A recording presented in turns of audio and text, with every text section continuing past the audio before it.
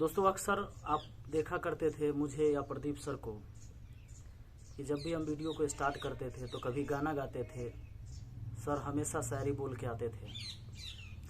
पर परिस्थिति कुछ ऐसी जो आप लोग को पता भी होगा, हम लोगों ने सर ने तो एक वीडियो बनाया भी था। हमारे बीच हमारा एक भाई जो एकदम दिल के सबसे करीब, आज हम जो भी हैं हम साथ आज बैठे हैं, देख रहे हैं आप मुझे, या मेरा दिल्ली में जितने भी मित्र हैं, हरियाणा में, राजस्थान, इन सब को जोड़कर एक परिवार को जोड़ने वाला, जो कहते हैं कि भगवान श्री राम के टीम में जो एक हनुमान था, वो हनुमान, वो हमारा भाई सोमवीर, जो हम लोग को छोड़ के चला गया इस दुनिया से।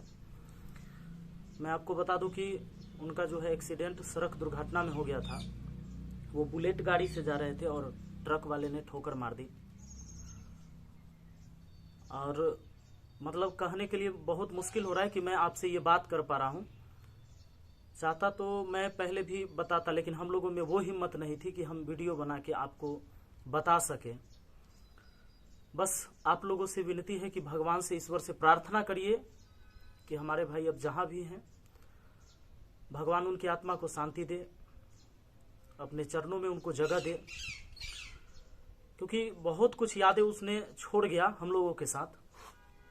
हमारे साथ जब वो पहली बार मिले थे, मैं आपको बता दूं, मैं तो बिहार से हूं और गांव में रहता हूं, और वो हरियाणा से यहाँ से हैं। आज जो आप देख रहे हैं ना, ये धुरीना, पूरी अपनी धुरीना टीम जो चल रही है, आज जो एजुकेशन के क्षेत्र में पूरा क्रांति लाया है। बाकी लोग बहुत बड़े बड़े प्लेटफॉर्म थे जहाँ से बहुत महंगे महंगे कोर्स बेचे जाते थे। आज हमारा सोमवीर ही था, जिसके वजह से बच्चों को, एक गरीब से गरीब का बेटा बेटी, चाहे वो कहीं रहते हो, गांव में रहें, शहर में रहें, कहीं से भी हो, कोई भी व्यक्ति, जो एक चलता था कि पहले महंगे कोर्स खरीदना तब ऑनलाइन पढ़ाई करना, उस सब को सरल बनाने वाला वो इंसान था। हम जैसे लोगों को जोड़ना, हर जगह से, इंडिया के हर कोने से, चाहे वो जम्मू से हो, राजस्थान से हो, बिहार से हो, यूपी से हो, मध्य प्रदेश से हो, दिल्ली से हो, हर जगह के वैसे टीचरों को खोज खोज कर एक टीम बनाया था। वो हमारा सोमवीर था। सबसे पहला लॉकडाउन में जब हमसे वो मिलने आए थे, मैं आपको बता दूं कि ना तो मेरा मोबाइल नंबर उनके पास था, ना ही मेरा कोई पता था उनके पास।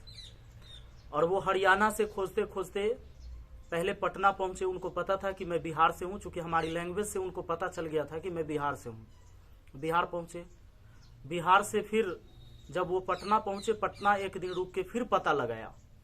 एक जीवट देखी इस इंसान के अंदर। मैं आपको कहूं कि आप चले जाओ आज यहाँ से राजस्थान, तुम बिहार के रहने वाले हो, राजस्थान जाओ और फलाने आदमी को खोज लाओ, तो आप सोचोगे कि ना उसका पता है, ना उसका मोबाइल नंबर है, न किसी से वहां संपर्क है, तो हम कैसे खोजेंगे? ये बहुत मुश्किल काम है।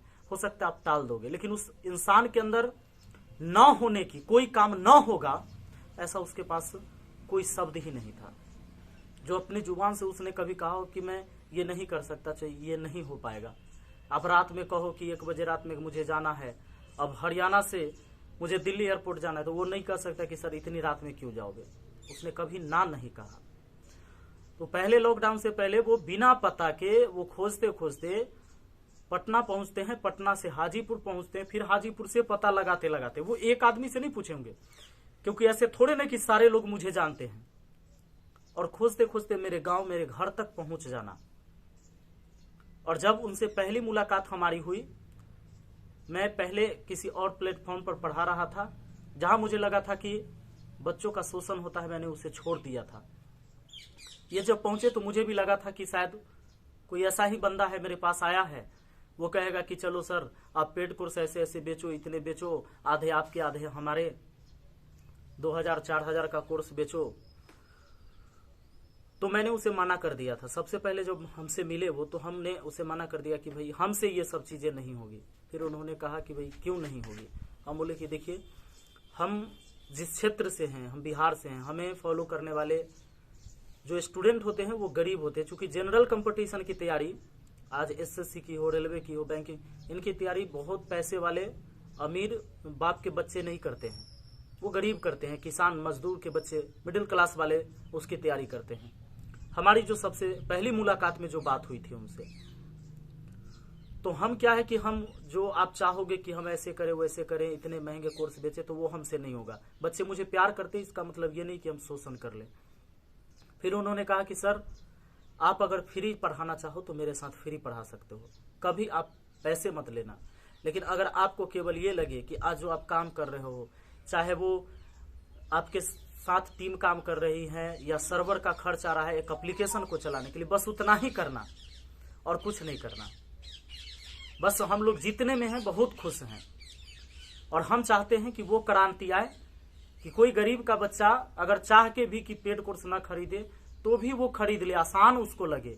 और आज 5 रुपया 10 रुपया महीना पड़ता है और वैसे जाके जो ये काम जो चूंकि इतने 5-10 रुपए 20 रुपए महीने के हिसाब से कोर्स पढ़ते हैं, ये धुरीना पर आया, ये धुरीना पर इस चीज को लाने वाला वो सोमवीर ही था जो पूरे देश में क्रांति है।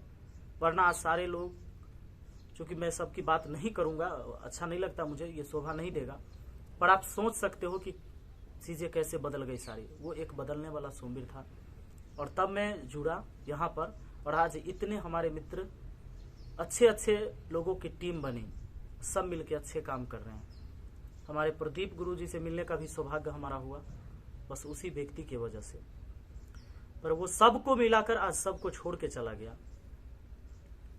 इस दुखद घड़ी में मैं उनके पास हूं और मैं आपको बता दूं, भाई में वो अकेला था, पर हम सब मिलके भाई ही हैं, लेकिन उसकी जगह, उसकी कमियां को पूरा किसी से नहीं होगा।